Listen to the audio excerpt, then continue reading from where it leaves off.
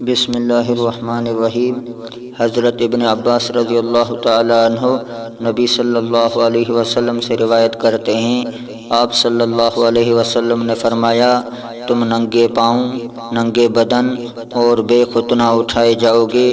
پھر آپ صلی اللہ علیہ وسلم نے یہ آیت تلاوت فرمائی، جیسا کہ ہم نے پیدا کیا تھا پہلی مرتبہ ہم ایسے ہی لوٹائے جائیں گے۔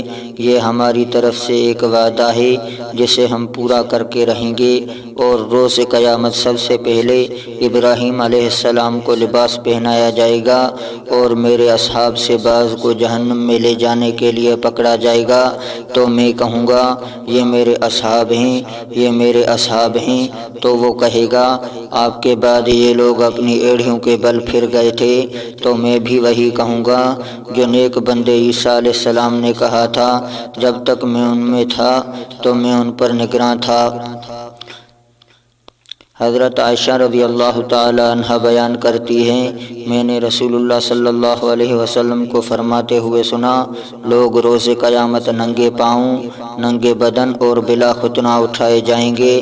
میں نے عرض کیا، اللہ کے رسول، مرد اور عورتیں اکٹھے ہوں گے، وہ ایک دوسرے کو دیکھیں گے؟ آپ صلی اللہ علیہ وسلم نے فرمایا، وہ قیامت کا معاملہ اس سے بہت سنگین ہوگا کہ وہ ایک دوسرے کو دیکھیں۔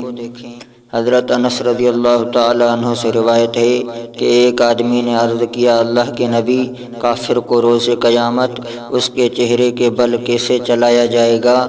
آپ صلی اللہ علیہ وسلم نے فرمایا، کیا وہ ذات جس نے اسے دنیا میں پاؤں پر چلایا اس پر قادر نہیں کہ وہ روز قیامت اسے اس کے چہرے کے بل چلائے؟ حضرت ابو ہریرہ رضی اللہ تعالیٰ عنہ نبی صلی اللہ علیہ وسلم سے روایت کرتے ہیں، آپ صلی اللہ علیہ وسلم نے فرمایا، ابراہیم علیہ السلام روز قیامت اپنے والد آزر سے ملیں گے تو آزر کے چہرے پر سیاہی اور غبار ہوگا۔ ابراہیم علیہ السلام اسے فرمائیں گے، کیا میں نے تمہیں نہیں کہا تھا کہ میری مخالفت نہ کرو؟ ان کا والد ان سے کہے گا، آج میں تمہاری مخالفت و نافرمانی نہیں کرتا۔